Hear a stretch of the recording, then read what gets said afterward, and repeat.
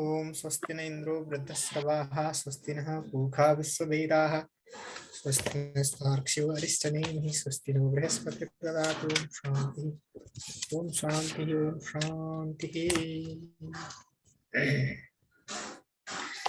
हामी अष्टावक्र गीताको चर्चा परिचर्चामा छौँ। सत्सङ्ग भनौँ यसलाई, चर्चा परिचर्चा सत्सङ्ग छ। यसमा अष्टावक्र गीताको सुरुवाती प्रसङ्गहरू अगाडि बढिसकेका छन् र अष्टावक्रले जनकलाई सिधै उपदेश गर्न थाल्नु भएको छ। यहाँ लम्बे चौडे कुरा छैन, हामीले पहिल्यै भनिसकेका छौँ। र त्यसमा चाहिँ सुरुमा जनकले प्रश्न सोध्नु भएको थियो तीनवटा। पहिलाका कुराहरू अलिअलि सम्झेपछि प्रसङ्गमा अघि बढ्न सजिलो हुन्छ। तीनटा प्रश्न के सोध्नु भएको थियो भने, कथम ज्ञानम अवाप्नोति कथम मुक्तिर्भविष्यति वैराग्यम च कथम प्राप्तम एतत् ब्रूहि मम प्रभो। म हजुरको शरणमा आए, मलाई ज्ञानको स्वरूप बताउनुहोस्, मलाई मुक्तिको स्वरूप बताउनुहोस्, अथवा ज्ञान कसरी प्राप्त हुन्छ बताउनुहोस्, मुक्ति कसरी प्राप्त हुन्छ बताउनुहोस्, र वैराग्य कसरी प्राप्त हुन्छ बताउनुहोस्। जीवात्माले ज्ञान प्राप्तिको लागि, मुक्ति प्राप्तिको लागि र वैराग्य प्राप्तिको लागि के गर्नुपर्छ त्यो कुरो मलाई ठ्याट्टै बताउनुहोस्, म त्यही चाहन्छु भनेर सुरुमा सोध्नु भएको थियो। यिनै तीनटा प्रश्नलाई मूल प्रश्नको रूपमा मानेर यिनै प्रश्नमा चाहिँ यिनै प्रश्नबाट पर्गेल्दै पर्गेल्दै पर्गेल्दै लाने, त्यस पछाडि लहरो तान्ने पहरो घर्किने भन्छन्, लहरो तान्दै पहरो घर्काउँदै गर्ने काम चाहिँ यहाँबाट भएको छ। र सुरुको प्रश्नको दोस्रै श्लोकमा उत्तर दिनुभएको छ सिधै अष्टावक्रले। यहाँ केही लामो कुरा नगरिकन सिधै दोस्रोमा प्रश्नको उत्तर लेखिएको छ। मुक्ति मिच्छसि चेत् तात विषयान् विषवत् त्यज। मुक्तिको चाहना राख्छौ भने विषयलाई विष जस्तो मानेर सिधै कुरा बुझ। किन? दुःखालयमा शाश्वतम। विषयको त के भनिन्छ? विषयको त विषयले अन्तिममा मृत्युमै पुर्याउँछ। यो कुरोमा त कुनै ध्यायतो विषयान् पुंसः संगस्तेषु उपजायते, संगात् संजायते कामः, कामात् क्रोधो विजायते, क्रोधात् भवति सम्मोहः, सम्मोहात् स्मृति विभ्रम, स्मृति भ्रंशात् बुद्धिनाशो, बुद्धिनाशात् प्रणश्यति भनेको के त? त्यो विषयात् प्रणश्यति भने हो सिधै कुरो हैन।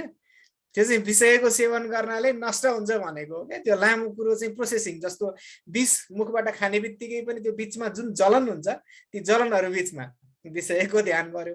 विषयको ध्यान गरिसकेपछि के भयो?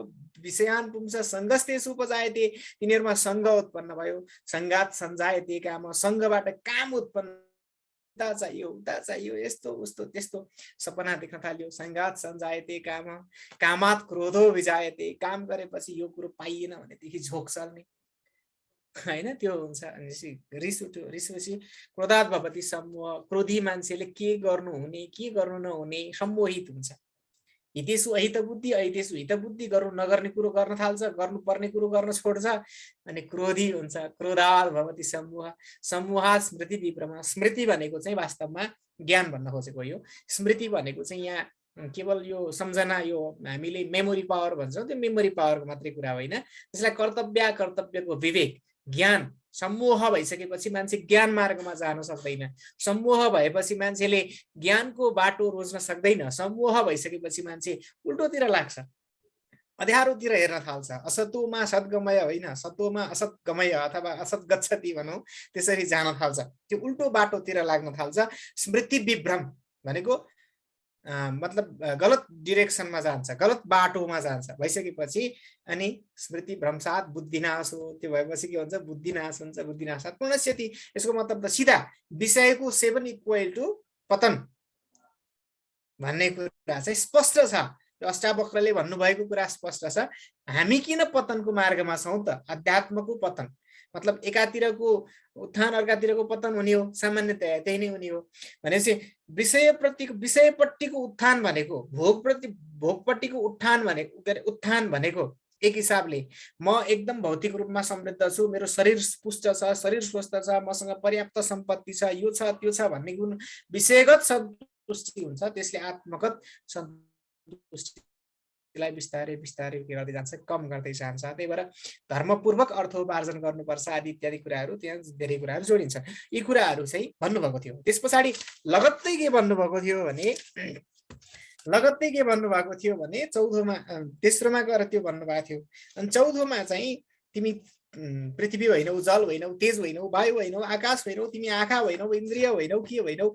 मैले त्यो पञ्चतत्व भन्ने बित्तिकै पृथ्वी जल तेज वायु आकाशको मतलब यो शरीर सँगसँगै तिनीहरूको सूक्ष्म स्वरूप इन्द्रिय शरीर पनि, यो स्थूल शरीर पनि तिमी होइनौ र त्यसको सूक्ष्म शरीर पनि इन्द्रिय पनि तिमी होइनौ भन्ने कुरा पनि उहाँले त्यो पृथ्वी जल तेज वायु आकाश तिमी होइनौ, तिमी त यिनीहरूको साक्षी हौ, तिमी त यिनीहरूको चेतन हौ, तिमी त यिनीहरूभन्दा माथि छौ, तिमी यिनीहरूको क्रियाकलापलाई सम्पूर्ण रूपमा तिमी द्रष्टा बनेर हेर्छौ, तिमी यिनीहरूमा सती जाँदैनौ, तिमी यिनीहरूको पछि दौडिँदैनौ, वास्तवमा तिमी पछि दौडिने खालका होइनौ, दौडेका छौ र बिग्रेका छौ, तिमी कान छाम, तिमी कागको पछाडि नदौडा भन्ने किसिमको काम चाहिँ सुरुमा चौथोमा गर्नुभएको थियो।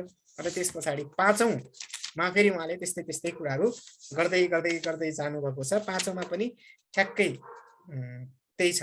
यहाँ यदि देहम पृथक कृत्य चौथोमा पहिला यो चाहिँ अष्टावक्र गीताको सारै हो। मैले भनेको थिएँ देहलाई सर्लक्कै पछाडि छुट्याइदिएर चित्त तत्वमा आफूलाई लगेर सर्लक्कै स्थित हुन्छौ भने देह त्यो चितभित्रै आउँछ। चित्त हामी देहभित्र चित छ भन्ने सोचिरहेछौँ, तर चितभित्र देह छ नि त। खासमा त खास त त्यो हो नि त। खास हामी जे भित्र सम्पूर्ण ब्रह्माण्ड अटाएको छ त्यो चाहिँ चित हो। तर हामी के गर्छौँ भने हाम्रो चेतन चाहिँ शरीरभित्रको एउटा सानो भाग हो। The mind is part of body भन्ठान्छौँ हामी। हामी चित भन्ने बित्तिकै हामी मनलाई बुझ्छौँ। हामी चित भनेपछि ज्ञानलाई, त्यो परम सत्ता अस्तित्वलाई बुझ्दैनौँ। सच्चिदानन्द रूप आएको तत्त्वमा चाहिँ हामी चेतन मन, अवचेतन मन, अचेतन मन। चित भन्ने बित्तिकै त चेतन भनेको मनको एउटा पार्ट हो भनेर बुझ्ने चलन चल्ती आजभोलिको साइन्समा छ। साइकोलोजीले के गर्छ भने मनलाई कन्सियस, सबकन्सियस, अनकन्सियस भनेर चाहिँ चेतन, अवचेतन, अचेतन भनेर टुक्रा गरेर अनि चेतन भनेको चाहिँ मनको एउटा पार्ट भन्छ। तर यहाँको चित भनेको त्यति सस्तो, त्यति सानो, त्यति खुम्सीको चितको कुरा होइन। यो चित भनेको त्यो चित हो यस्य भाषा सर्वमिदं विभाति। उपनिषदले के भन्छ भने न तत्र सूर्यो भाति न चन्द्र तारकम नेमा विद्युतो भान्ति कुतोयम अग्निः तमेव भान्तम अनुभाति सर्वम तस्य भाषा सर्वमिदं विभाति। सूर्यलाई प्रकाश दिने, चन्द्रलाई प्रकाश दिने, अग्निलाई प्रकाश दिने, मलाई म बनेर बोलाउने। योऽन्तः प्रविश्य मम वाचमिमां प्रसुप्तां सञ्जीवयत्यखिल शक्तिधर स्वधाम्ना अन्याश्च हस्तचरण श्रवणत्वगादीन् प्राणान् नमो भगवते पुरुषाय तुभ्यं भनेर हाम्रा ध्रुवले के गरे? स्तुति गरे। ध्रुवले स्तुति गरेको प्रसङ्ग आउँछ हैन, चतुर्थ स्कन्धतिर आउँछ। पुराणहरू म त्यति धेरै जान्दिनँ। पुराणको बारेमा चाहिँ हाम्रो देवराजजी विशेषज्ञ हुनुहुन्छ, उहाँलाई सोध्नु होला।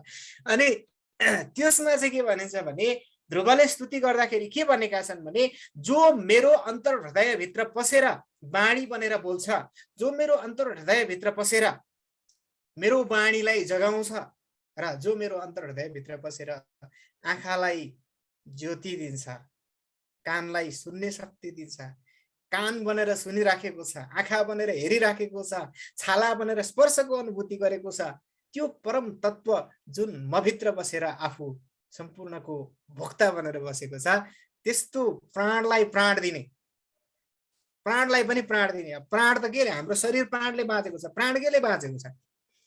शरीर प्राणले बाँचेको छ। प्राणले केले बाँचेको छ? यत् प्राणेन न प्राणीति येन प्राणः प्रणीयते तदेव ब्रह्मत्वं विद्धि नेदं यदिदं उपासते। उपनिषदहरूमा प्रसङ्ग आउँछ जो प्राणले आफू बाँच्दैन, जसले प्राणलाई प्राण दिइराखेको छ, त्यो हो चेतन तत्व। र त्यो चित तत्वमा गएर तिमी विश्राम्य आनन्दले बस्छौ भने तिमी अहिले मुक्त छौ। मुक्ति भन्ने कुरो त्यत्रो ठुलो केही कुरा होइन। मुक्ति तिम्रो हातमा छ। बस तिमी हातमा मुक्ति राखेर करस्थम पायसम त्यक्त्वा कुरपरम लेडी मूढधी भन्ने एउटा चाहिँ उखान छ, संस्कृतको उखान हो। हातमा खीर छ, मान्छे कुइनो चाटेर हिँडिराखेका छ।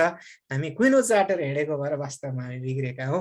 हामी कुइनो चाट्नेतिर होइन, हातको खीर खानेतिर लाग्नुपर्छ भन्ने मान्यतामा सिधै यहाँनिर गएको थियो। यो व्याख्या विश्लेषण जति गरे पनि यसको सिधिँदैन। सिधै कुरो चाहिँ टु दी पोइन्ट, तिमी केन्द्रमा जाऊ। तिमीले शरीरलाई म हुँ भन्न छोड, तिमी आत्मतत्व म हुँ भन्ने कुरामा स्थिर भएर बस। तिमी अहिले मुक्त छौ। त्यो मुक्ति भन्ने कुरो कुनै लम्बे चौडे कुरा हुँदै होइन भन्ने कुरा चाहिँ गर्नु भएको थियो। त्यो सिधै गर्न त हामीले सक्दैनौँ होला, नसक्नु कुरो छुट्टै हो। र धर्म अधर्म सुख दुःख भनेका मनका धर्म हुन्, तिम्रा होइनन्। तिमी नाथ, तिमी भने त यिनीहरूका स्रष्टा, तिमी कर्ता पनि होइनौ, तिमी भोक्ता पनि होइनौ, तिमी सधैँ मुक्त छौ। तिमी यी सम्पूर्ण कुराका धर्म अर्थ पुण्य अपुण्य शरीर इन्द्रिय चेतन अचेतन सम्पूर्णका द्रष्टा हौ। तिमी यिनीहरूलाई हेर्छौ, तिमी यिनीहरूको मूल्याङ्कन गर्छौ, तिमी यिनीहरूलाई टाढाबाट हेरेर निर्दिष्ट गर्छौ, निर्देशन दिन्छौ। तिमी भने अर्कै सत्तत्व हो भन्ने कुरा बताएपछि अब कुरो चाहिँ के भएको थियो भने अयमेव हि बन्धो हुन चाहिँ यो हो। फेरि तिम्रो बन्धन के हो त? फेरि कारण त छ नि त, मुक्त हुन चाहन्छौ तिमी, तिमीभित्र मुक्तिको इच्छा छ। यसको मतलब तिमीलाई बन्धनको अनुभूति भएको छ। मुक्ति कसले चाहन्छ? जसले मुक्तिको अनुभूति गरेको छैन त्यसले मुक्ति चाहन्छ। खुसी कसलाई चाहिएको छ? जो दुखी छ त्यसलाई खुसी चाहिएको छ। पैसा कसलाई चाहिएको छ? जो गरिब छ त्यसलाई चाहिएको छ। जुन व्यक्तिलाई जे छैन त्यो चाहिने हो। तिमी किन मुक्ति चाहिरहेका छौ? तिम्रो मुक्तिको इच्छा किन छ त? वा तिमी किन मुक्त हुन चाहन्छौ? किन सुरुमै प्रश्न सोधेका थिए जनकले के भनेर, कथम ज्ञानम अवाप्नोति कथम मुक्तिर्भविष्यति भनेपछि मुक्ति चाहनको मतलब चाहिँ तिमीलाई मुक्तिको अनुभूति भएको छैन। त्यही भएको हुनाले तिमी मुक्त भइरहेका छौ। तर तिमी किन बद्धताको अनुभूति गरेका छौ? यो तिम्रो शुद्ध मनोरोग हो। यो तिम्रो आफ्नै साइकोलोजिकल डिजिज हो। यो पुरै मनोरोग मात्रै हो। वास्तवमा तिमी चाहिँ मुक्त, यो एकदमै ठुलो स्तरको माथिल्लो स्तरको मनोरोग। आजभोलि चाहिँ साइकोलोजिकल डिजिज भनेर चाहिँ डिप्रेसन एन्जाइटी के मल्टिपल पर्सनालिटी डिसअर्डर भनेर यस्ता अनेक साइकोलोजिकल डिजिजको कुरा गरिन्छ। यो साइकोलोजिकल डिजिज अथवा मनोरोगका यी अनेक प्रकार भन्दा यो संसारका सम्पूर्ण प्राणीहरूमा हुने एउटा कमन डिजिज हो। त्यो भनेको मोह। अधिकांश प्राणीहरूमा, मुक्त व्यक्तिहरूमा भन्दा बाहेक अन्यत्र सबै हामीमा हुने एउटा कमन डिजिज, एकदम साझा रोग भनेको मोह हो। किनकि हामीलाई मोह छ, म हुँ भन्ने भाव छ, मै हुँ भन्ने भाव छ। त्यो म हुँ भन्ने भाव जेमा हुनु पर्थ्यो त्योमा नभएर गलत कुरामा म हुँ भन्ने भाव छ। आफ्नै भ्रम छ, आफ्नै भ्रम छ। म कौन्तेय नभएर म राधेय हुँ भन्ने सोचिराखेको छ। यो कौन्तेय र राधेयको प्रसङ्ग बडो आउँछ है। यो उसमा वेदान्तमा कौन्तेय र राधेयको प्रसङ्ग आउँछ। यो प्रसङ्ग भनेको महाभारतको कर्णको प्रसङ्ग हो। कर्णलाई कुन्तीले जन्माउनु भयो। जन्माएपछि त्यस्तै के प्रसङ्ग आयो। कुन्तीले बगाइदिनु भयो। फेरि एउटा माझीले भेटायो अनि उसको चाहिँ पत्नीको नाम राधा थियो। राधाले हुर्काइन्। हुर्काइसकेपछि हम राधा पुत्र, म राधेय हुँ, राधाको छोरो हुँ भन्ने कर्णलाई बोध भयो। जब युद्धको सन्दर्भ आयो पछि कुन्तीले बताउनु पर्यो र कुन्तीले बताउनु भयो अर्जुनको प्राण रक्षाका सन्दर्भहरू। त्यसलाई फरक फरक तरिकाले व्याख्या गरिन्छ। समाजवादी दृष्टिकोणले व्याख्या गरिन्छ। त्यसको नेगेटिभ अर्थ लाइन्छ, पोजिटिभ अर्थ लाइन्छ। तर अध्यात्ममा यसको एउटा मिठो उदाहरण छ। उनले चाहिँ आफूलाई राधेयको रूपमा सोचिराखेका थिए भनेपछि अब फेरि झल्यास छ कुन्तीको छोरा, तिमी कवच सहित जन्मेका थियौ, तिम्रो यो हो, यो स्वरूप यो हो, तिमीलाई मैले यसरी जन्माएर यो कारणले यसरी बगाएको थिएँ छोरा, यसो नगर, तिम्रो भाइ हो अर्जुन भनेपछि अब ओहो म कौन्तेय हुँ। अब के भयो त भन्दाखेरि कौन्तेय हुँ भन्ने कुरा पनि उसलाई त्यतिखेर झलास पत्तर लाग्दैन। कहाँ लागिहाल्छ त? जीवनभर म राधेय हुँ भने हामीलाई के हुन्छ भने यो कुरो यो साइकोलोजिकल कुरा हो। हामीले कहिल्यै पनि अध्यात्म भन्ने चिज, म चाहिँ के भन्छु भने म सामान्यतया हामीलाई यो अध्यात्म भन्ने चिजलाई हामीले एकदमै माथि, यो भनेको एकदमै माथि हाई लेभलको कुरा हो। यो भनेको सुन्ने मात्रै हो। यो भनेको एक्सपिरियन्स गर्ने कुरा होइन। यो भनेको हाम्रा दैनिक जीवनका घटना परिघटनाबाट यसलाई मूल्याङ्कन गर्ने कुरा होइन भन्ने सोचेर हामी वास्तवमा पछि परेका हौँ भन्ने लाग्छ मलाई। यो भनेको त रियलाइजेसन गर्ने कुरा, यो त तपाईँ हामीले क्षणमा अनुभूति गर्ने कुरा हो। अब यो चाहिँ म के भन्छु भने यो व्याख्या एउटा सुन्नु होला, यो मैले अन्यत्र पनि कतै कतै भन्ने गरेको छु। हामी के लाग्छ भने अध्यात्म भनेको एकदम माथिल्लो तहको हो भन्ने सोच्छौँ। अनि हामीलाई के लाग्छ त, किन यस्तो हुन्छ त भन्दा हामी आफूले सोचेका र आफूले गरेका गल्तीहरूलाई कहिले पनि गल्तीको रूपमा स्वीकार्दैनौँ। हामी आफ्ना सोचहरूलाई माया गर्न थाल्छौँ। जस्तो कि मानौ, सम्झ्यौ है, मानौ यहाँ उज्जवलजी हुनुहुन्छ। उज्जवलजीलाई मैले एउटा एकदमै सकारात्मक व्यक्तिको रूपमा एकदमै उच्च कोटिको साधकको रूपमा चिनेको छु मानौ मैले। त्यो मेरो भ्रम हुन सक्छ, मेरो यथार्थ हुन सक्छ, त्यो दुइटै छु। चिन्न थालेँ, चिन्दै चिन्दै चिन्दै चिन्दै गएँ।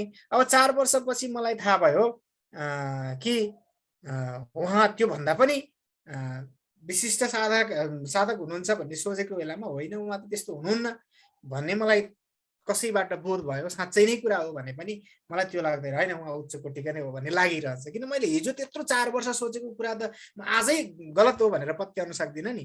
अब हजुरहरूले मलाई माया गर्न थाल्नुभयो, पर्वतराज घिमिरे भनेको एकदमै राम्रो व्याख्या गर्ने मान्छे हो, ठुलो मान्छे हो भनेर हजुरहरूले भ्रम कन्सेप्ट बनाउनु भयो, होइन भ्रम बनाउनु भयो।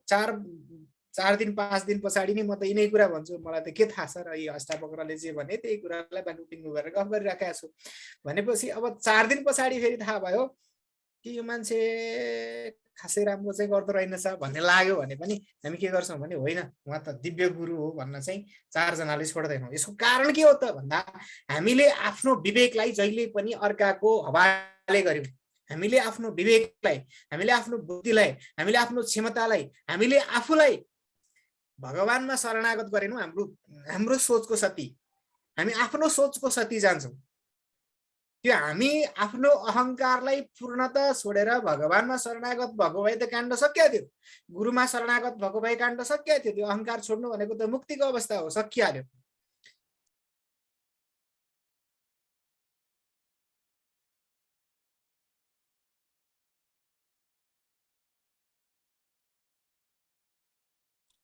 हाच्छिमा आयो, मैले त्यही भएर यहाँ। अनि के हुन्छ भने हामी आफ्नो सोचको सती जान्छौँ के। सबैभन्दा मूल समस्या हामी भगवानमा शरणागत हुँदै हुँदैनौँ, हामी गुरुमा शरणागत हुँदै हुँदैनौँ, हामी श्रद्धापूर्वक परमात्मामा पूर्णतः समर्पित हुन सक्दैनौँ, गुरुमा समर्पित हुन सक्दैनौँ। हामी के हुन्छौँ त भने हामी आफ्नै अहङ्कारको शरणमा जान्छौँ। हामीले एउटा कुराको धारणा बनाउँछौँ, पहिले त्यसको आग्रह बनाउँछौँ, यो राम्रो छ यो नराम्रो छ। हामी सत्यको पछि लाग्दैनौँ, हामी आफ्नो विवेकलाई थाती राखेर हामी एउटा निश्चित अवधारणा बनाएर यो कुरो चाहिँ ठिक हो तिर लाग्छौँ र कुनै कुराको अति प्रशंसा र कुनै कुराको अति निन्दा गर्छौँ। यो एकदमै समस्या छ हाम्रो एकदम गलत बानी छ कि कुनै कुराको यसरी प्रशंसा यसरी प्रशंसा यसरी प्रशंसा हामीलाई हतार हुन्छ व्यक्त हुन। ओहो यो त यस्तो उस्तो उस्तो आरती गाइहाल्ने, अनि फेरि हामीलाई हतार हुन्छ निन्दा गर्न, धारे हात लगाइहाल्न नि हामी फेरि डराउँदैनौँ। यो कारण के हो त भने हामीले हाम्रो अहङ्कारलाई बसमा राख्न सकेका छैनौँ। त्यस कारणले गर्दाखेरि यहाँनिर कुरा आएको छ द्रष्टारम पश्यसि तरम। यहाँ भन्न खोजेको तिमी द्रष्टा भनेको अर्को कुनै चिज हो भन्ने कुरा गरिराखेका छौ, तिमी रियलाइजेसन गरिराखेकै छैनौ। तिमी अर्कै चिज द्रष्टा हो, परमात्मा भन्ने चिज, आत्मतत्व भन्ने चिज ऊ परेको कुरा हो। म भने त यहाँको सानो झिनो मसिनो भुसुनो हुँ भन्ने तिमी सोचिराखेका छौ। यो तिम्रो बन्धन हो। त्यही भएको हुनाले तिमी आफूलाई अल्पज्ञ भन्ने कुरा नसोच, तिमी आफूलाई कमजोर भन्ने कुरा नसोच भन्ने कुरा चाहिँ यहाँ गर्नुभएको छ, सम्झाउनु भएको छ। र वास्तवमा यो कुरा चाहिँ मैले के भन्न खोजेको भने हामीले आफ्नो दायरा त्यति साँघुरो बनाउनु हुँदैन जुन दायराभित्र हामी आफै अल्झौँ। समस्या छ, हामीले आफ्नो दायरालाई अलिक फराकिलो बनाउनु पर्छ भन्ने कुरा। यो अलिकति फरक व्याख्याको कुरा मात्रै भयो है। अब 8औँमा चाहिँ के भन्नुभएको थियो भने त्यहाँसम्म पुगेर हामी रोकेका थियौँ। अहम कर्तेत्यहम मान महाकृष्णाहिदं सितः नाहम कर्तेति विश्वासामृतं पीत्वा सुखी भव। तिमी त अहम कर्ता, म कर्ता हुँ, म यो कर्म गर्छु, अहम एतस्य कर्मणः कर्ता कालान्तरे अहम एतस्य कर्मणः फलं भोक्ष्ये। यो संस्कृत वाक्य हो। म यो कर्मको कर्ता हुँ, यसको फल प्राप्त हुन्छ, त्यो फलको म भोलि भोग गर्नेवाला छु भन्ने सोच राखिरहेको छु। मैले चाहिँ आज फलानु तीर्थमा गएँ, त्यहाँ गएँ, यति गुरुको सेवा गरेँ, यो आश्रम बनाएँ, यहाँ चाहिँ डोनेसन गरेँ, वृद्धहरूको सेवा गरेँ, यो गरेँ त्यो गरेँ, यसो गरेँ त्यसो गरेँ भनेर हामी चाहिँ चित्रगुप्तले खातामा लेखा छन् कि छैन थाहा छैन, हामीले चाहिँ खातामा लेख्न जोडा छन् होइन। हामी खातामा बडा लेखेर राख्छौँ, रेजा लगाइरहन्छौँ। रेजा लगाएर मैले यसो गरेको छु, मैले उसो गरेको छु, प्रकारान्तरले आफ्नो निन्दा गर्दा नि आफ्नो प्रशंसा गर्छन्। यो मैले to be honest with you एकदमै रमाइलोसँग भने। मैले अघि भने नि म भनेको एकदम पटाएको, मैले आखिर के गफ गरेको छु र गफै त गरेको छु भन्दाखेरि नि मेरो एउटा ध्येय चाहिँ म आफूलाई फेरि माथि राख्ने नै हुन्छ। मैले के गरेको छु र भनेर म एउटा ह्युमरको रूपमा भन्छु, तर भने पनि त्यसमा चाहिँ एउटा अन्तर्ध्येय चाहिँ के हुन्छ भने होइन मैले ठुलै कुरा गरेको छु नि, आखिर अध्यात्म भनेको सामान्य गफ त हो नि भन्ने तरिकाले म आफूलाई फेरि जसरी पनि माथिल्लो स्तरमा राख्न खोज्छु। भनेपछि हामी जहिले पनि आफ्नो अहङ्कारलाई सबैभन्दा माथि दिन्छौँ। साधना गरेको सन्दर्भमा त्यो व्यक्तिले एकदमै बोल्दै बोल्दैन, वास्तवमा साधक बोल्दैन। यो संसारमा सम्पूर्णमा कुरा सोच्ने हो भने यो सम्पूर्ण यहाँ पछाडि आउँछ, यहाँ एउटा कुरा आउँछ, पछाडि के आउँछ भनेको जसलाई आँखा चिम्लिन र आँखा खोल्न पनि अल्छी लाग्छ त्यो अल्छीको राजा जति सुखी संसारमा कोही पनि छैन। यहाँ अष्टावक्र लास्टमा पछाडि भनेका छन्, यहाँ अष्टावक्रको उपदेशमा आउँछ यो कुरो। मतलब वास्तविक साधक चाहिँ यो बोलेर बेकारमा मुख दुखाउने काम गर्दैन, यो दाँत बजाएर दुख दिने काम, कानलाई दुख दिने काम, दाँतलाई दुख दिने काम, मुखलाई दुख वस्तुतः साधकले गर्दैन। जबसम्म हामीसँग साधनाको कमी छ तबसम्म हामी बढी बोल्छौँ। जुन व्यक्ति धेरै बोल्छ त्यो व्यक्ति बढी अज्ञानी हुन्छ। ज्ञानी मान्छे त के हो, जस्तो ईश्वरानन्द गलेश्वर बाबा हुनुहुन्थ्यो। गलेश्वर बाबालाई महेन्द्रले बडो श्रद्धा गर्नुहुन्थ्यो, राजा महेन्द्रले। श्रद्धा गरेपछि काठमाडौँमा वीरेन्द्रले हो क्या जस्तो लाग्छ, वीरेन्द्र हो कि महेन्द्र समथिङ बिर्सेँ मैले। काठमाडौँमा टुडी खेलमा ठुला साधक हुनुहुन्छ, काठमाडौँ आउँदै हुनुहुन्छ प्रवचन भनेर भिड। अब त्यो बेलामा राजाले चाहिँ श्री 5 बडा महाराजले भनेपछि त उर्दी त्यत्तिकै जारी भइसकेपछि टुडी खेल भरि मान्छे आए। आइसकेपछि अब ईश्वरानन्द ब्रह्मचारी गलेश्वर बाबा आउनुभयो, मञ्चमा बस्नुभयो।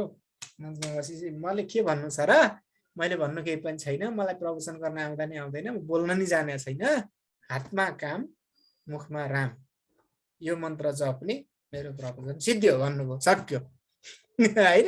अब यो व्याख्या धेरै गर्नुपर्ने कोही जरुरी छैन, प्लस बोध गर्नुपर्ने जरुरी छ। बस हामीले के भन्छन् त्यसलाई सेल्फ रियलाइजेसन भन्छन् अङ्ग्रेजी भाषामा, आत्मसाक्षात्कार, अपरोक्ष अनुभूति भनिन्छ। त्यो अपरोक्ष अनुभूति गर्नु छ, हामीले आफैले आत्मतत्त्वलाई छान्नु छ। हामीले सुन्यौँ नि, जस्तो म पर्वतराज घिमिरेले पनि गुरुहरूले भनेको आत्मतत्त्व, उपनिषदले नि त आत्मा भन्छ, त्यो त पढाएको छु नि त मैले। अनि यो गीता पढेको छु, आत्मतत्त्व भनेको छ होइन। अब के अरे नैनम छिन्दन्ति शस्त्राणि नैनम दहति पावक न चैनम क्लेदयन्त्यापो न शोषयति मारुत वासांसि जीर्णानि यथा विहाय। दुनियादारी यो शास्त्र कण्ठ गरेको छु, अनेक गरेको छु। मलाई चाहिँ यो शास्त्र आउँछ होला, गुरुहरूबाट सुनेको छु, अरूबाट सुनेको छु, प्रवचन गर्ने हजारौं गुरुहरूका प्रवचन सुनेको छु, र पनि त्यो रियलाइजेसन त सेल्फ रियलाइजेसन त होइन, त्यसलाई मैले आफूले त छामेको छैन। त्यो मलाई सुनाउने मान्छेले नछामेको हुनसक्छ, मैले आफैले पनि नछामेको हुनसक्छु। मैले आफूले नछामुन्जेल, मैले आफूले यही हो आत्मतत्त्व भनेर आफ्नो साधनाले आफूलाई पुष्ट नगरुन्जेलसम्म त मलाई कहाँबाट रियलाइजेसन हुन्छ, मलाई कहाँबाट मुक्ति हुन्छ। त्यही भएको हुनाले हामीले आफैले त्यो आत्मतत्त्वलाई छाम्नु छ। म अहम कर्ता भनेर जुन कर्तृत्व भावमा बसेको हुनाले हामीले आफ्नो आत्मतत्त्वलाई छाम्न नसकेको जुन स्थिति छ त्यसलाई पहिचान गर्नु छ। मैले गुरु महाराजको एउटा बाणी सम्झिन्छु।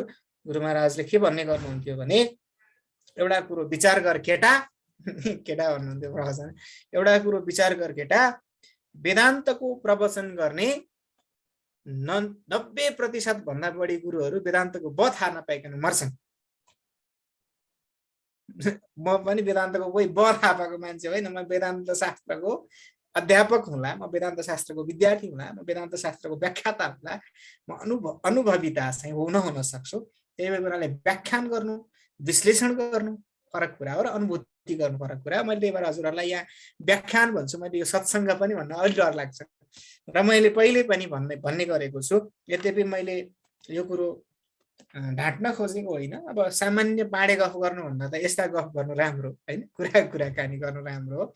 र साँच्चै नै हामीलाई मुक्ति चाहिन्छ भने चाहिँ हामीले त्यस्ता सन्तहरूको आराधना गर्नुपर्छ जुन सन्तहरूको हावाले पनि हामीलाई दिमागमा ज्ञान भरिदिन्छ, जुन सन्तको छेउमा बस्नाले सायद शीतलको अनुभूति हुन्छ। गुरुस्तु मौनम व्याख्यानम शिष्यास्तु छिन्न संशय हो नि त। हाम्रो खास साधनाको परम्परा त के हो भने,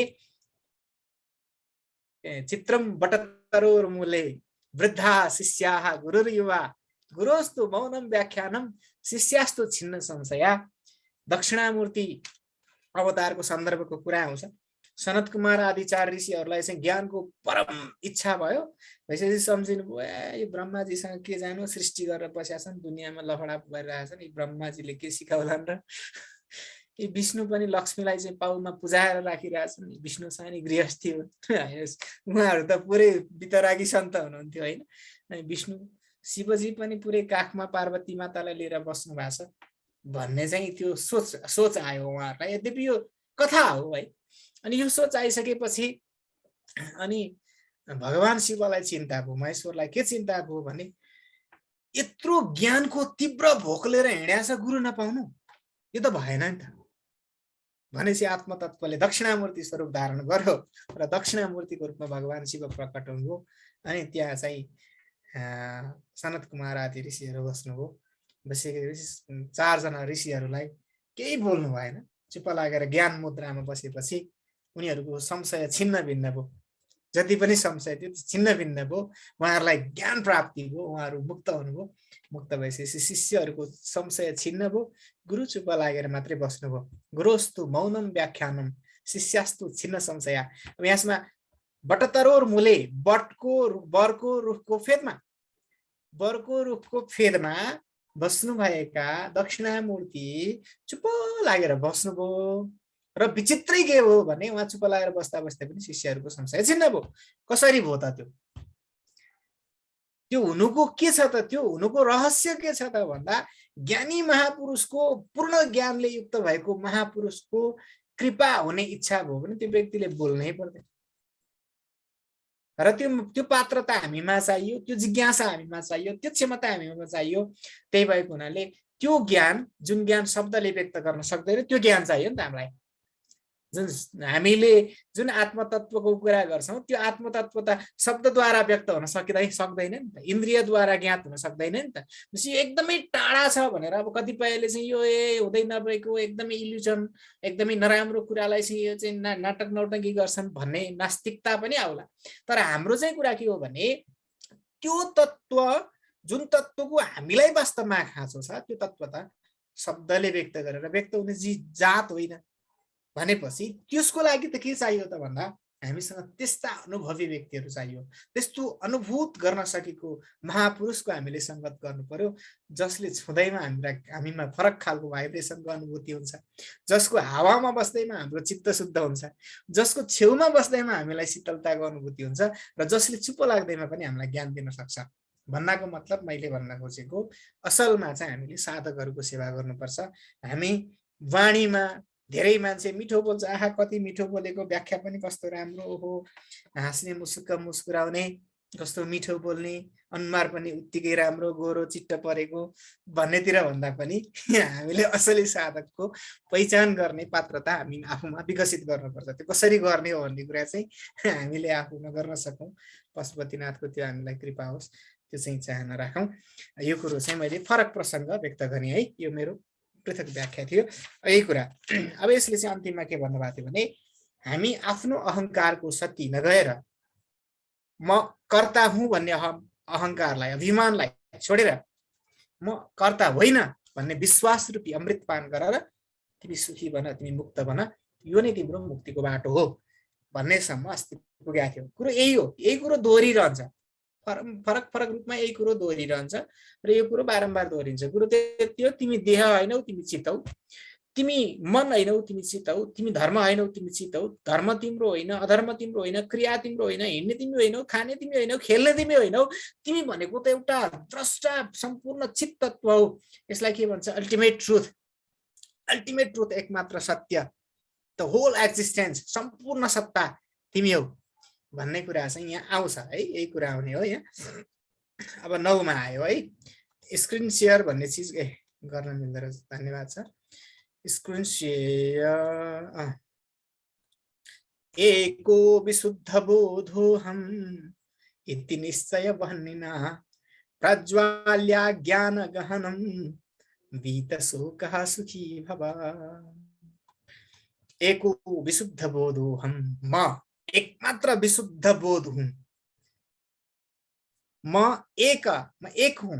ममा सजातीय भेद, विजातीय भेद, स्वगत भेद भन्ने 3 थरी भेद हुन्छन्। के भेद शास्त्रीय कुरा हो, यतातिर अल्छिनी। मतलब ममा भेद छैन, म बाँडिएको छैन। एको विशुद्ध बोधो हम इति निश्चय बनिना, यो निश्चय रूपी आगोद्वारा कुन निश्चय भन्दा म विशुद्ध बोध हुँ, म ज्ञान स्वरूप हुँ भन्ने निश्चयद्वारा अज्ञान गहनम अज्ञान रूपी जंगल प्रज्वाल्य डढाएर बीत शोक शोक रहित भएर सुखी बन।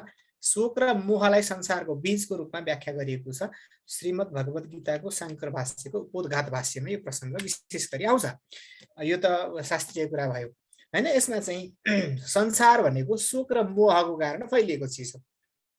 संसार भनेको मेरो कल्पना हो, मेरो चाहना हो, मैले जस्तो बनाउन चाहेको त्यस्तो संसार निर्माण गरेको हो, मेरो मनले बनाएको, घाम मेरो लागि उदाएको, पानी मेरो लागि बगेको हो, खोला मेरा लागि सुसाएको, किनकि म चाहन्छु यो दुनियाँलाई दुनियाँको रूपमा देख्नको लागि। नत्र भने म चाहन्न थिएँ भने त म कुना कन्दरामा बसेर समाधि मग्न हुन्थेँ भने त यो संसार मेरो लागि थिएन नि त। किन भन्दा म चाहन्छु यो दुनियाँमा अल्झिन, त्यही भएर म अल्झेको हुँ। म चाहन्छु चिन्ता गर्न, त्यही भएर चाहेको हुँ। म चाहन्छु दुखी हुन, त्यही भएर मलाई दुखी हुने चाह थिएन भने, मलाई दुःखबाट मुक्त हुने साँच्चैको इच्छा थियो भने म मुक्तिको कामना गर्थेँ नि त। म दुखी, म हजुर नराम्रो, खतम, आफ्नै हिंता बोधमा आफै भासिएको छु। त्यही भएको हुनाले म हुँ, मैले मेरो मुक्ति खोज्नुपर्छ। उद्धरेत आत्मनात्मानं नात्मानं अवसादयेत आत्मैव ह्यात्मनो बन्धुर आत्मैव रिपुरात्मन। श्रीमद् भगवत गीताको 6औं अध्यायमा यही कुरा छ। तिमी आफ्नो उद्धार आफूले गर, मैले मेरो उद्धारमा आफू गर्नुपर्छ भन्ने सोच्ने बित्तिकै के हो त, त्यो उद्धार गर्ने कसरी त? आध्यात्मिक उद्धारको कुरा है। यो लौकिक उद्धार पनि त्यही हो। लौकिक उद्धार पनि आफ्नो लागि त आफू गर्ने हो, आफ्नो लागि अर्काले गरिदिँदैन, अर्काले माया गरिदिँदैन, अर्काले सोच्दैन। साइकोलोजिस्ट कहाँ गयो भने साइकोलोजिस्टले भन्ने तिमीलाई माया गर्दैन भने तिमीलाई अर्कोले आएर माया किन गरिदिन्छ भन्ने उसले त्यही हो हैन। आजभोलि मोटिभेसनल स्पिकरहरू छन् नि, यो मोटिभेसनल स्पिकर हामी छौँ बनाउनु, मै पनि हुँ भन्यो भने हामी चाहिँ च्याउ जत्तिकै छौँ, जो पनि च्याउ। तिनीहरूले एउटै कुरा भन्ने, आफूले आफूलाई माया गर्नुपर्छ भन्ने चाहिँ एउटा शर्त हो। यो आफूले आफूलाई माया गर्ने भन्ने लौकिक माया एउटा कुरा हो, तर अध्यात्ममा यो सबैभन्दा महत्त्वपूर्ण कुरा छ। उद्धरेत आत्मनात्मानं नात्मानं अवसादयेत आत्मैव ह्यात्मनो बन्धुर आत्मैव रिपुरात्मन। आफ्नो अकल्याण हुने काम हामी आफै गरिराखेका छौँ। यो सबैभन्दा समस्याको कुरा। हामीलाई आफैलाई आफ्नो कल्याणको बाटो थाहा छैन। हामी जुन कुरालाई कल्याण भनेर सोच्छौँ, हामी जुन कुरालाई आफ्नो प्रगति भनेर सोच्छौँ, हामी जुन कुरालाई उन्नति भनेर सोच्छौँ, हामी जुन कुरालाई ज्ञान भनेर सोच्छौँ, त्यही कुराले हामीलाई कतै जन्जालमा पो पारिराखेको छ कि कतै भ्रममा पो पारिराखेको छ कि, यो कुरो चाहिँ हामीले विचार गर्नुपर्छ। हामीले कहिले पनि यो तरिकाले चाहिँ कहिले चिन्तन गर्दैन। त्यही भएको हुनाले हामीले के विचार गर्नुपर्छ भने हामीले आफ्नो कल्याण केमा हुन्छ भन्ने कुराको चिन्तन विचार सही तरिकाले विवेकपूर्ण तरिकाले साधनामय भएर गर्नु जरुरी छ। यो चाहिँ हामीले विचार गर्नु पर्यो। यही कुरा आइहाल्यो। अब तिमीले चाहिँ विशुद्ध म बोध हुँ भन्ने सोच्नु नि आफ्नो उद्धार हो। उद्धार के हो त? भने म त फसेको मान्छे, म अज्ञानी मान्छे, म गएको गुज्रिएको खतम मान्छे हुँ भन्ने नसोचेर, अब यो म अहिले हजुरहरूलाई यो व्याख्या गर्दैछु र यो व्याख्या गर्ने सिलसिलामा चाहिँ म हजुरहरूलाई बडा एकदम ज्ञानी जस्तो बनेर यतिको जाने भए त म बडा मुक्तै हुन्थेँ, मलाई त कति राम्रो वृन्दा बराल माताले त्यही सोचिराख्नु। मलाई कोही यो हजुरहरूभन्दा डिप्रेसनमा म छु। एउटा कुरा ढुक्क हुनुहोस्, जो मान्छेले बढी ज्ञानका कुरा गर्छ त्यो मान्छेलाई जति टेन्सन कसैलाई हुँदैन यदि साधना गर्दैन भने है। साधकहरूले नै ज्ञानको उपदेश त गर्नुहुन्छ, साधकहरूले त साधनालाई थिच्नु होला, बोल्नु के छ भने म यहाँ भनिराखेको छु, अष्टावक्रले भनेको कुरा भनेर व्याख्या गरिराखेको छु, तर मलाई या भन्न त भन्यो, खासै त मेरो केही गतिविधि त राम्रो छैन, मै पनि मूर्खै त हो नि यार, म नि अज्ञानी नै हो भन्ने कुराले अब एकछिनपछि मलाई फेरि पिरोल्न थाल्छ। त्यही भएको हुनाले मेरो भन्न खोजेको कुरा के हो भने यो हामीलाई त्यस्तो लाग्छ, तर आफ्नो उद्धार भनेको चाहिँ के हो त भन्दा म विशुद्ध बोध हुँ भन्ने अपरोक्ष अनुभूति। परोक्ष अनुभूति होइन, यो व्याख्या होइन, यो भाषण होइन, यो सम्भाषण होइन। म हुँ भनेर कुरा, एउटा कुरा सम्झिनुपर्छ, आफ्नो मन आफैसित ढाट्न नमिल्ने भन्ने एउटा गीत छ कि, यो आधुनिक गीत हो। आफ्नो मनलाई आफैले ढाट्न कहिले पनि मिल्दैन होइन। तर हामी जब ढाट्ने भनेको के त? ढाट्ने भनेको अर्काको वञ्चना होइन, आफ्नो वञ्चना हो, आत्मवञ्चना हो। आफूलाई छल्ने हो नि त त्यो कुरा। ढाँट्ने भनेको त अर्कालाई छल्ने होइन नि, कुनै व्यक्तिलाई तत्कालको लागि चाहिँ ओहो तिमी त विशिष्ट व्यक्तित्व के अरे तिमी चाहिँ यो त्यो भनेर आफ्नो चाहिँ ढाँटेर छलेर अनि एउटा कार्य सिद्धि गरिसकेपछि लास्टमा अन्तिममा के हुन्छ त, ओहो मैले केटालाई छलेँ ढाँटेँ, मैले जिन्दगीमा बडो पाप गरेछु भन्ने फिलिङ त हुन्छ नि त। एकान्तमा त त्यसले सुत्न दिँदैन, एकान्तमा त्यसले शान्तिको अनुभूति गराउँदैन होइन। अब अध्यात्मका क्षेत्रमा झन् साधना नगर्ने बेगुले माथि बसेर दुनियाँलाई है बेगु हो भनेर त गाली गर्नु भने त त्यो त झन् गएको ठगी हो नि त, त्यो वञ्चना आत्म प्रवञ्चना हो, त्यसले नै दुःख दिन्छ। यद्यपि मैले त्यो फरक प्रसङ्ग उठान गरेको मात्रै हो, यो व्याख्या मात्रै हो। अब यसमा चाहिँ विशुद्ध बोध हुँ भन्ने कुराको अपरोक्ष अनुभूति, मैले परोक्ष अनुभूति भनेको छैन, अपरोक्ष अनुभूति, म विशुद्ध बोध हुँ भन्ने कुराको झल्यास जागृति साँच्चैको अनुभूति जस्तो कहिलेकाहीँ हामीलाई हुन्छ नि। कहिलेकाहीँ हामीलाई के हुन्छ भने हजुरहरूलाई कतिको अनुभव छ, प्र्याक्टिकल कुरा चाहिँ के हुन्छ भने हामी यत्तिकै दिउँसो सुतेर उठ्यौँ, सुतेर उठिसक्यौँ, हाम्रो मोह हाम्रो निद्रा पूर्ण टुटेको छैन, अनि झल्यास यस्तो बाहिर हेऱ्यो म सपनाकै दुनियाँमा छु भन्ने फिलिङ हुन्छ होइन। म खास जागृति यो साँच्चैको जाग्रत अवस्थामा छैन भन्ने अनुभूति हुन्छ र स्वप्न अवस्थामा नै आफूलाई कल्पना गरिरहन्छ। अनि गइसकेपछि एकछिन पछाडि ओहो हो त म त जागी पो सकेँ त, म त जाग्रत अवस्थामा पो आइसकेँ त, म साँच्चै पो जागिसकेँ त भन्ने कुराको एकछिनपछि फिल हुन्छ।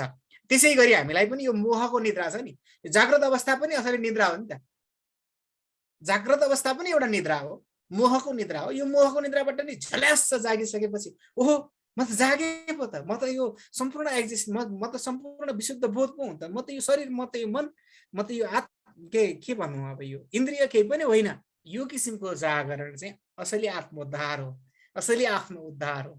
यो असली आफ्नो उद्धार चाहिँ कसरी गर्ने भन्ने कुरा चाहिँ यो 9औं श्लोकले बताएको छ। त्यही कुरालाई चाहिँ गीतामा पनि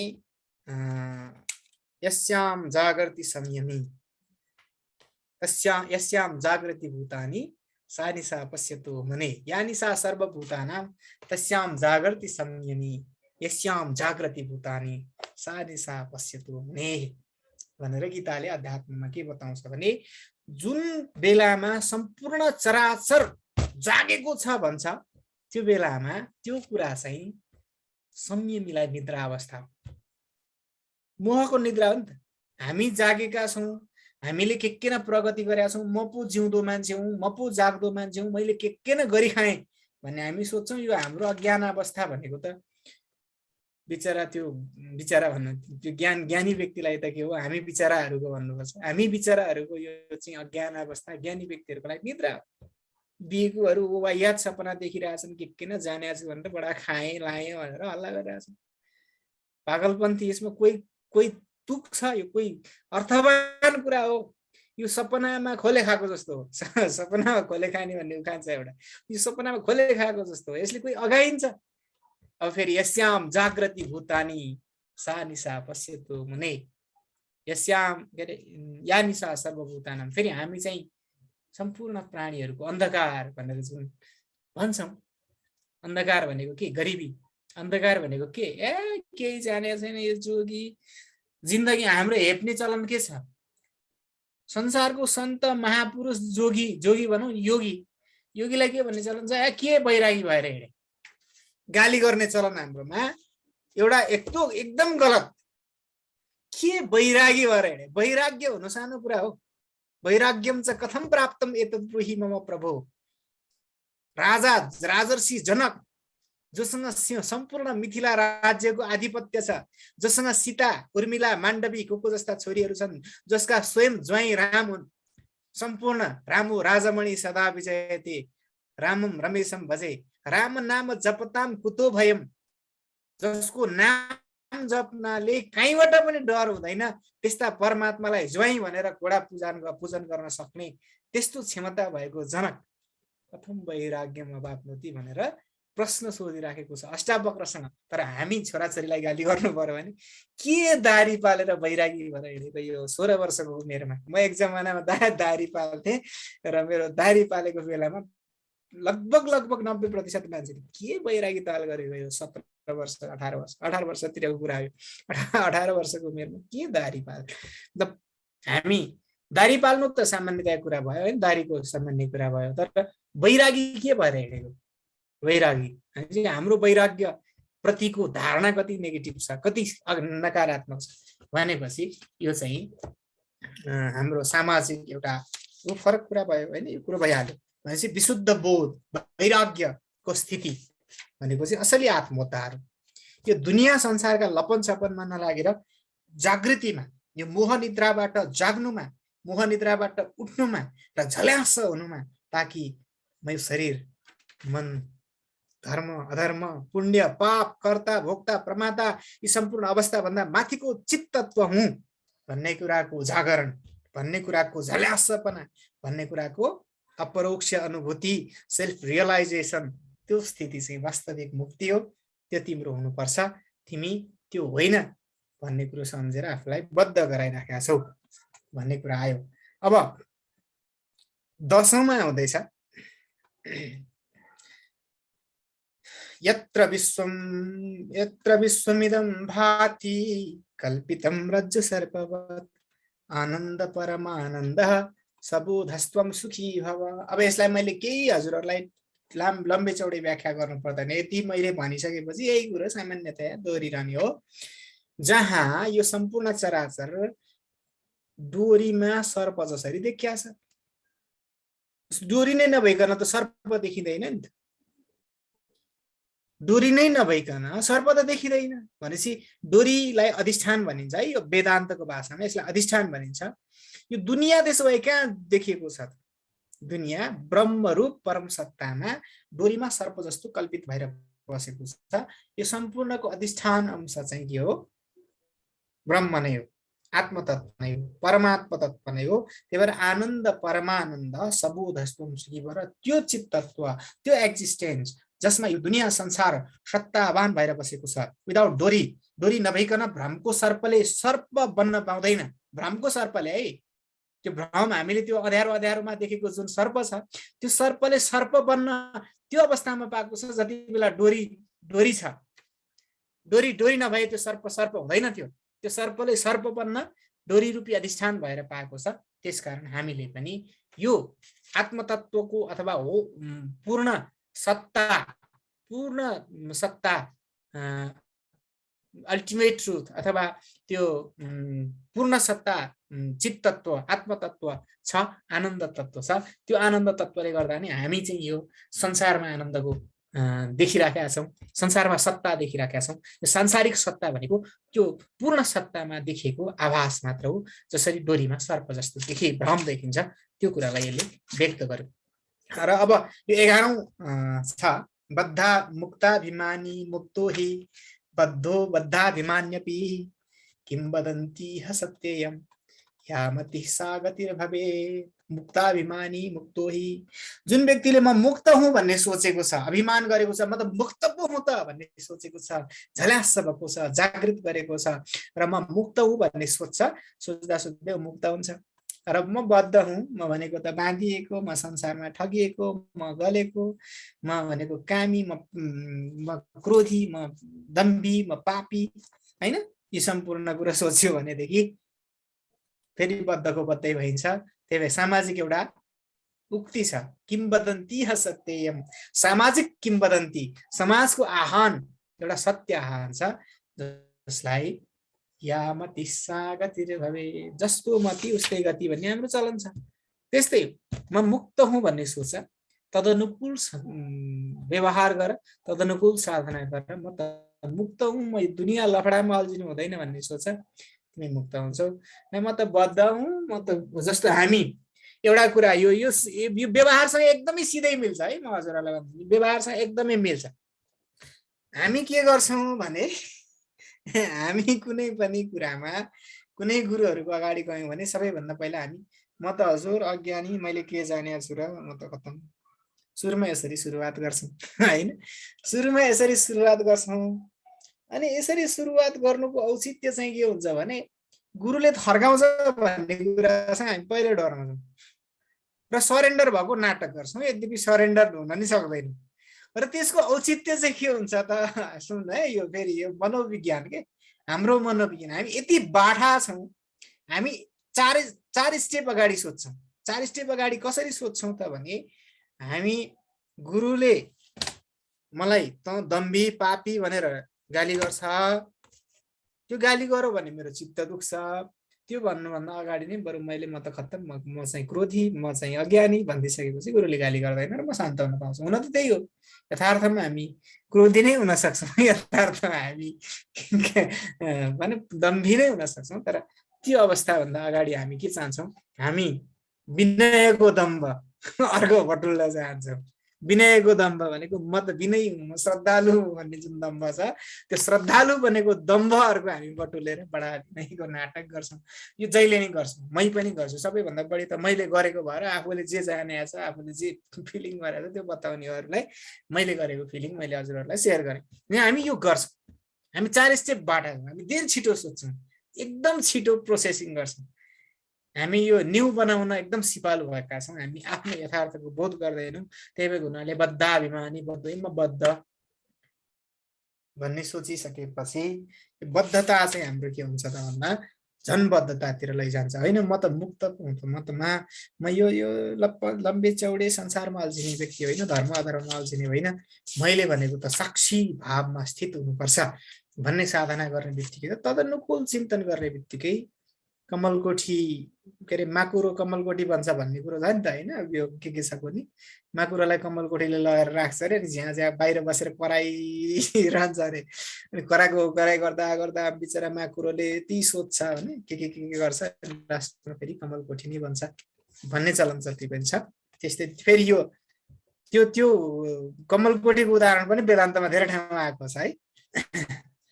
यो आखिर व्यवहारमै भएका उदाहरणहरू ऋषि महर्षिहरूले अनुभवमा झापे देखाउने हो, त्यो कुरो खासै त्यति धेरै टाढाको कुरा होइन। अब 13 मा कूटस्थं बोधमद्वैतम् आत्मानं परिभावय आभासोऽहं भ्रमं त्यक्त्वा, एउटा छुट्यो 12औं श्लोक छुट्यो है। आत्मा साक्षी विभुः पूर्ण एको मुक्तश्चिदक्रियः असंगो निष्प्रियः शान्तो भ्रमात् संसारवान् इव। आत्मा भइहाल्यो। त्यो आत्मा कस्तो छ? साक्षी छ। त्यो गर्दैन, त्यसको चाहिँ त्यो आफू गर्नेवाला होइन, गरेको क्रियालाई हेर्नेवाला हो। त्यो संकुचित होइन, त्यो विभु हो, व्यापक हो। त्यो एउटा कुनै सानो घेरामा बद्ध चिज होइन, त्यो घेरा मुक्त, घेराभन्दा बाहिर गएको सम्पूर्ण विशालतामा आएको व्यापक। विभु भनेको व्यापक है, सम्पूर्ण ठाउँमा रह। आत्मा कहाँनिर छैन?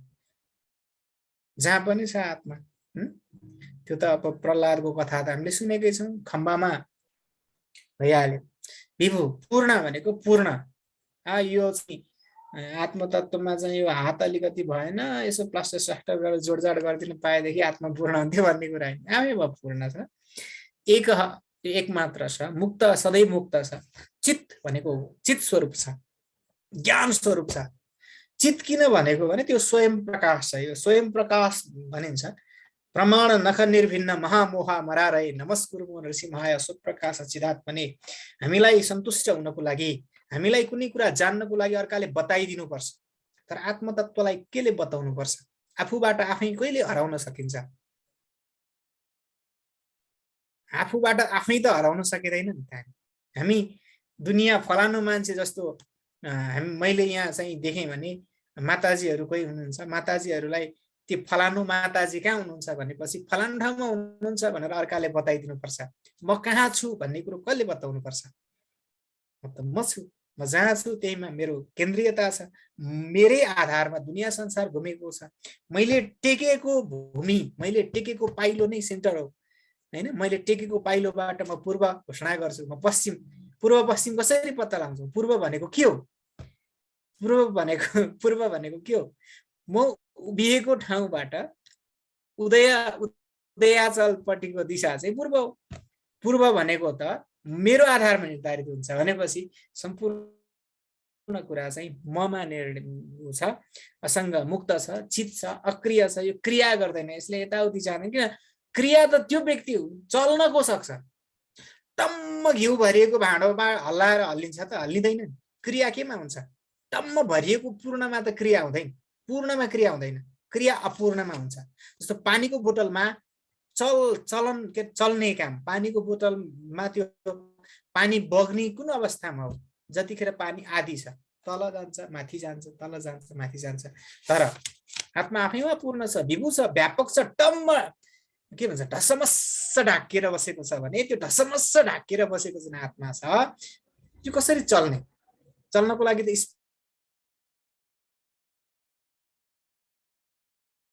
चल्नको लागि आकाश चाहियो। जब आत्मा त्यो आकाशलाई नै ढाक्छ त्यो आत्मा कहाँ चल्छ? त्यही भएर क्रिया भन्ने कुरा सम्भावना छैन। असङ्ग केहीमा टाँसिएको पनि छैन। फेरि निष्प्रिय त्यो आत्मतत्त्वलाई केही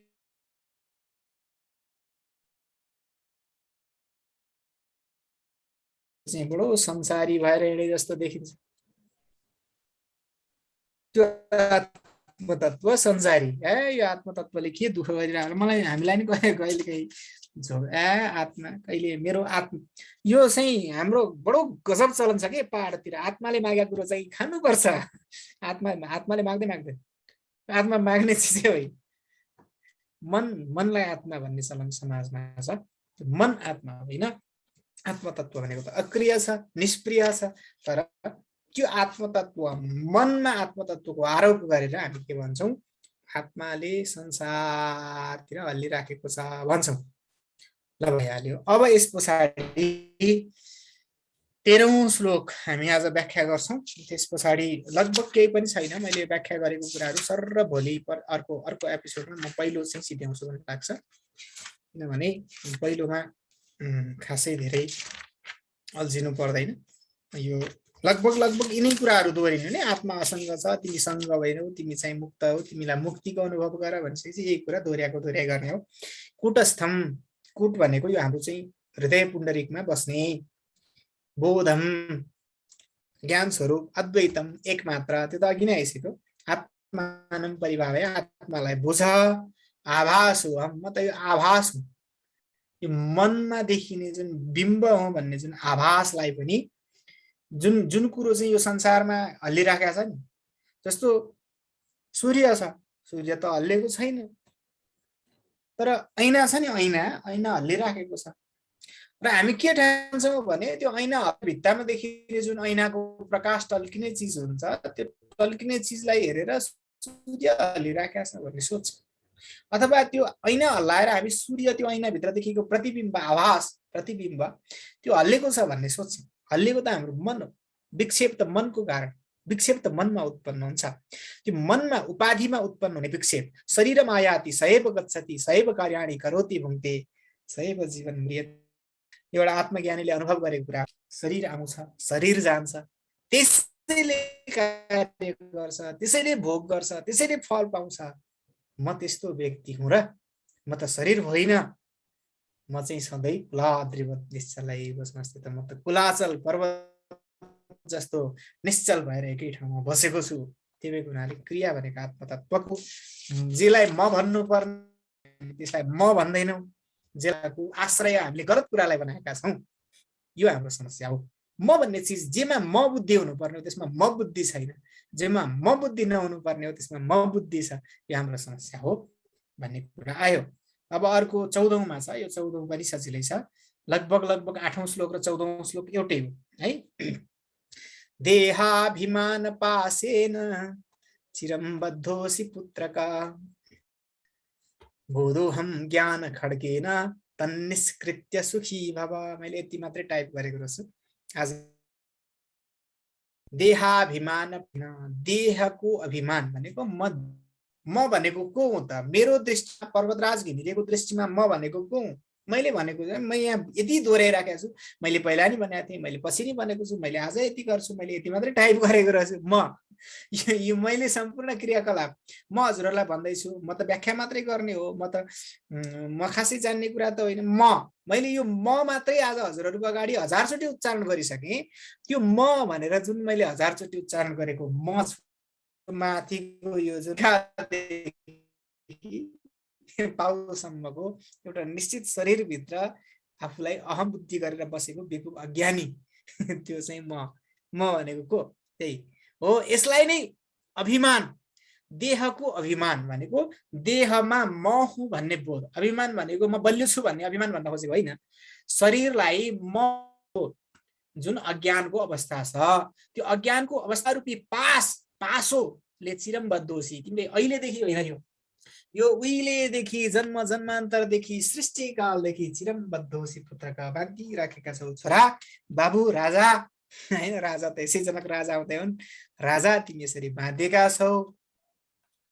बोधोहम, म त बोध हुँ, म त शरीर होइन, म चित्त तत्व हुँ। यो ज्ञान खड्गेन, ज्ञान रूपी खड्गले तन निष्कृत्य त्यो पासो, देहको अभिमान रूपी पासो, म देह हुँ भन्ने अज्ञान रूपी पासो छिनालेर सुखी भव, आनन्दित बन, सुखी बन्न पासो छिनाल्देऊ। ज्ञानाग्नि सर्वकर्माणि भस्मसात कुरुते तथा, ज्ञानले जे पनि गर्न सक्छ। त्यही भएको हुनाले सम्पूर्ण तत्त्व भनेको चाहिँ ज्ञान नै हो भन्ने निष्कर्षका साथ 9:15 भयो र आजको सत्सङ्ग अथवा यो व्याख्यानको सन्दर्भलाई यही स्टप गरौँ र अर्को शुक्रबार भेट्छौँ। लौकिक रूपमा पनि आफूले आफूलाई माया गर्नुपर्छ है भनेर भन्ने कुरा हजुरले अघि आध्यात्मिक रूपले गर्नुपर्छ भन्नुभयो। मेरो चाहिँ भनाइ त्योसँग सहमत, पूर्ण सहमत हुँदाहुँदै लौकिक रूपले पनि आफूले आफूलाई माया गर्नुपर्छ। जबसम्म मान्छेले लौकिक रूपले आफूले आफूलाई माया गर्न सक्दैन, आफूले आफूलाई माया गर्न नसक्नु भनेको के हो भनेदेखि उसले आफूले आफूलाई माया गर्न नजान्नु, अर्थात् माया गर्न नै नजान्नु। जब व्यक्तिले आफूले आफैलाई माया गर्न जान्दैन भने उसले अर्को कसलाई माया गर्न जान्छ? जान्दै जान्दैन। भनेपछि उसले माया गर्ने भन्ने कुरा जान्दै जान्दैन। त्यसो भएको हुनाले पहिला सुरुमा त्यो माया गर्नको लागि पनि आफैले आफैलाई माया गरेर सिक्नुपर्छ। यसको पनि महत्त्व छ भनेर मैले थोरै यसमा राख्न चाहे। मलाई लाग्छ अब यो सहमत हुन पनि सकिन्छ, नहुन पनि सकिन्छ, यो छुट छ सबैलाई। र अनि अर्को कुरा ढाँट्ने कुरा जुन थियो नि, मलाई के लाग्छ भने सबैभन्दा वक्ता, एउटा वक्ताको पहिलो श्रोता त ऊ खुद आफै नै हो नि। वक्ताको पहिलो श्रोता त खुद आफै हो। अझ त्यसको श्रोता मात्र नभएर त्यो सोच पनि, बोल्नुभन्दा अगाडि त उसको सोच पनि आउनु पर्यो। बिन नसोचिकन त त्यो बोली आउँदैन भनेपछि त उसको मूलमा नै झुट बसिसक्यो। अनि त्यो मूलमा नै झुट बसिसकेपछि, त्यो सोचमा नै झुट बसिसकेपछि उसलाई त त्यसले जतिखेर पनि पीडा दिने भयो। एकछिन अर्कालाई त ढाट्ला, बोलिरहँदाखेरि पनि उसलाई पीडा हुन्छ भन्ने कुरा चाहिँ मैले थोरै यहाँ राखेँ। र अनि अर्को कुरा चाहिँ आफ्नै विराटताको पहिचान गर। यहाँले भन्दाखेरि त्यो चित्त हाम्रो शरीरभित्र भन्ने होइन भन्दाखेरि मैले चाहिँ के स्मरण गरेँ पनि मान्छेले, मनुष्यले आफ्नै विराटताको पहिचान गर्ने हो।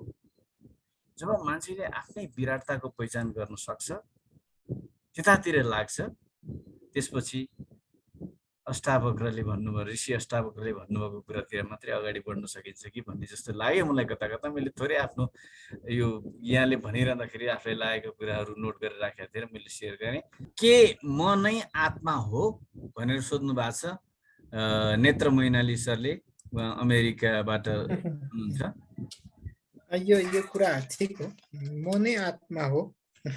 त्यो यो मैले भनिहालेँ। To be honest with you, मैले पहिल्यै भन्दै आएको छु।